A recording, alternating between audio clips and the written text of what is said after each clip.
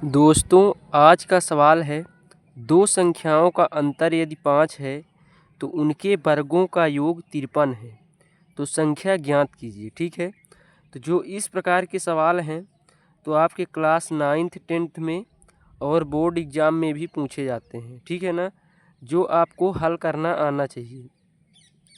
तो आपको हम आसान तरीके से एक एक स्टेप समझाएंगे, तो वीडियो को ध्यान से अंत तक देखिएगा जिससे कि आपको समझ में आए। ठीक है, तो सबसे पहले हम सवाल को समझते हैं। हमारा सवाल है, दो संख्याओं का अंतर यदि 5 है तो उनके वर्गों का योग 53 है। ठीक, तो यहाँ पर देखिए, दो संख्याओं का अंतर, दो संख्या में पता नहीं है। पहले समझते हैं अंतर क्या होता है, वर्ग क्या होता है और योग क्या होता है। ठीक है, तो देखिए, अंतर का मतलब होगा, अंतर का मतलब घटाना, योग का मतलब होता है जोड़। ठीक है, और वर्ग का मतलब किसी संख्या का स्क्वायर, दो बार गुणा, या फिर x का स्क्वायर या y का स्क्वायर, जिसकी घात 2 हो वो वर्ग कहलाता है। ठीक है, तो ये आपको समझ में आ गया होगा। अब देखिए, दो संख्या बोल रहा है तो हमें संख्या नहीं पता है, तो हम लिखेंगे हल लिखेंगे, फिर मानेंगे कि पहली संख्या हमारी क्या है, x। ठीक, और दूसरी संख्या क्या है, y। ठीक है ना, तो हमने माना कि पहली संख्या x और दूसरी संख्या y है। इतना तो आपको समझ में आ गया होगा। अब देखिए, पहला शर्त है कि दो संख्याओं का अंतर 5 है, तो यहाँ लिखते हैं पहले शर्त के अनुसार। ठीक, इस प्रकार हम लिखेंगे पहले शर्त के अनुसार। अब देखिए, दो संख्या का अंतर, तो हमारा दो संख्या x y है, तो यहाँ लिखते हैं दो संख्याओं का अंतर। जो बोलता है उसको लिख दीजिए। ठीक है, क्या है, 5 है, तो यहाँ हमने लिख दिया। दो संख्याओं का अंतर 5 है तो हमने क्या लिख दिया, 5। अब दो संख्या क्या है, x और y, इनका अंतर मतलब घटाना, क्या है, 5, तो ये 5। ये हमारा क्या हो गया, पहला समीकरण नंबर 1। इतना तो आपको समझ में आ गया होगा, पहला शर्त। अब देखिए, दूसरा शर्त है, उनके वर्गों का योग 53 है। क्या है, इनके वर्गों मतलब संख्याओं के वर्गों का योग। यहाँ लिखेंगे दूसरे शर्त के अनुसार। ठीक, ये हमने लिख लिया। अब क्या करेंगे, उनके वर्गों का, किनके वर्गों का, संख्याओं के, तो यहाँ लिखते हैं दो संख्याओं के वर्गों का योग। जो बोलता है उसको लिख लीजिए। ठीक है, इतना है 53, इतना हमने लिख लिया। तो पहली संख्या हमारी है x, दूसरी संख्या है y, इनका वर्ग, तो इनका वर्ग कर दिया, का योग मतलब जोड़ कर दिया, कितना है, 53 है। तो आपको इतना तो समझ में आ गया होगा, तो वीडियो को लाइक कर लीजिएगा। ठीक है, अब देखिए क्या करेंगे, समीकरण 1 से x का मान निकालेंगे। ठीक, इसे बोलते हैं समीकरण नंबर 2 दे देते हैं, तो यहाँ लिखेंगे समीकरण 1 से, ठीक, x का मान समीकरण किसमें रखने पर, 2 में, समीकरण 2 में रखने पर इस प्रकार लिख देंगे। ठीक है, अब देखिए, समीकरण 1 में क्या है, x माइनस y बराबर 5 है, तो x का मान हो जाएगा 5 प्लस y, हो जाएगा 5 प्लस y। तो ये मान जो है हम कहाँ रख देंगे, समीकरण नंबर 2 में। तो चलिए समीकरण नंबर 2 में रखते हैं। तो देखिए, यहाँ पर समीकरण 2 है x square plus y square, इसको एक बार उतार लेते हैं, बराबर 53। ठीक, तो x का मान यहाँ से यहाँ रख देंगे तो क्या हो जाएगा 5 प्लस बाई का होल स्क्वायर, ठीक, प्लस बाई का स्क्वायर बराबर 53। इतना तो समझ में आ गया होगा, मान रखना है। अब देखिए a प्लस बी का होल स्क्वायर, यहाँ सूत्र लगेगा, ठीक है।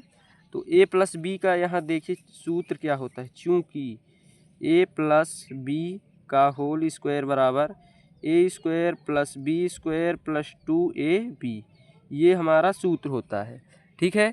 अब जब ये सूत्र होता है तो यहाँ a की जगह में 5 बाई, b की जगह में बाई, तो 5 प्लस बाई का होल स्क्वायर, तो a स्क्वायर मतलब 5 का स्क्वायर प्लस b स्क्वायर मतलब बाई स्क्वायर प्लस 2ab, तो 2 गुणे a 5 गुणे बाई, समझ में आ गया होगा। अब देखिए तो इसी को लिख लेते हैं यहाँ 5 का square plus by square plus 2 गुणे 5 गुणे बाई प्लस ये वाला बाई स्क्वायर बराबर 53।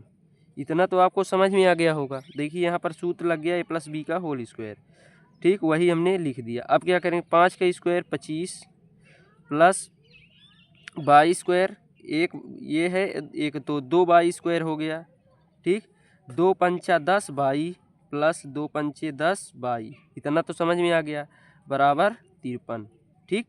अब देखिए क्या करेंगे, 2 बाई स्क्वायर है 2 बाई स्क्वायर प्लस 10 बाई, ठीक, यहाँ प्लस का 25, ये प्लस का 53 इधर आएगा बराबर के, तो क्या हो जाएगा माइनस का 53, क्योंकि यदि बराबर के इधर कोई संख्या आती है या फिर उधर जाती है तो उसका चिन्ह बदल जाता है।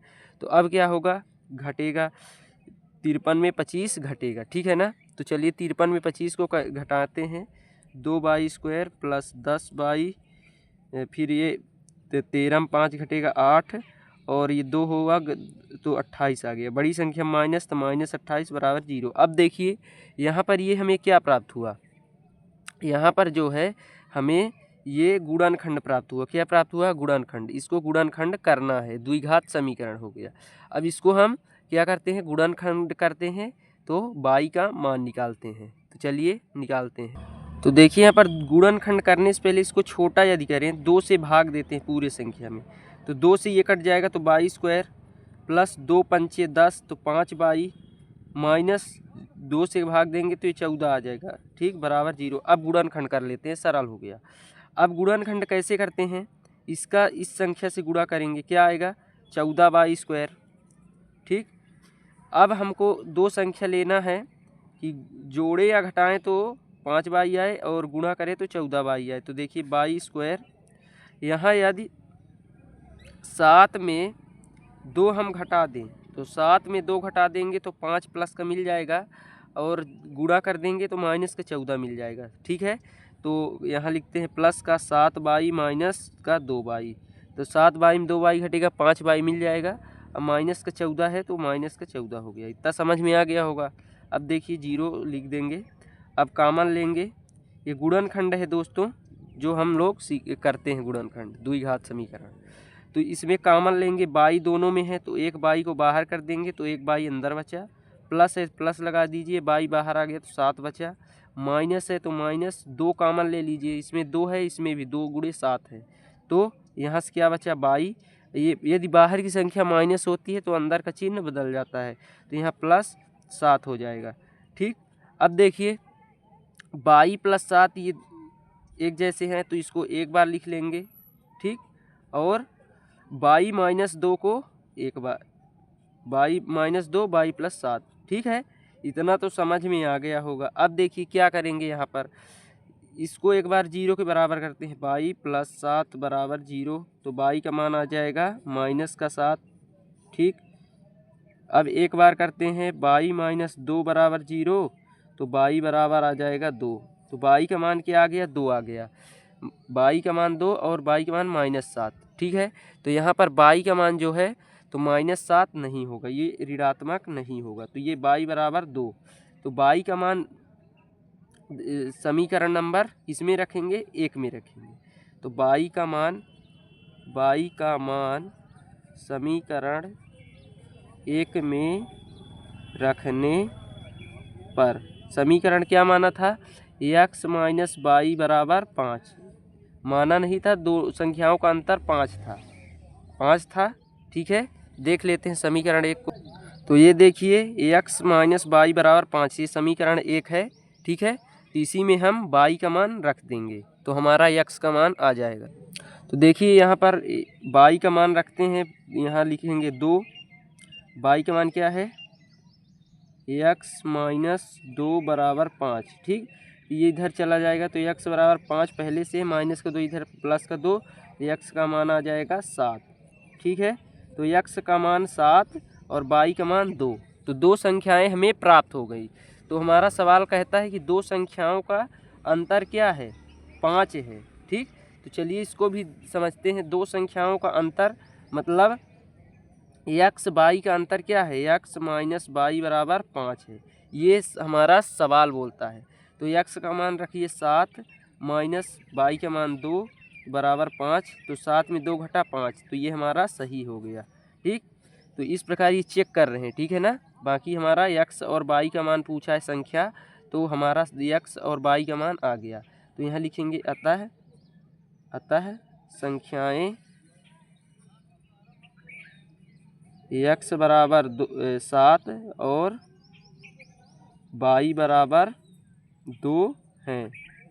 आंसर इस प्रकार से ये हमारा मान निकल के आ गया। ठीक है, तो आपको सवाल समझ में आ गया होगा। वीडियो को लाइक और चैनल को सब्सक्राइब कर लीजिएगा। धन्यवाद।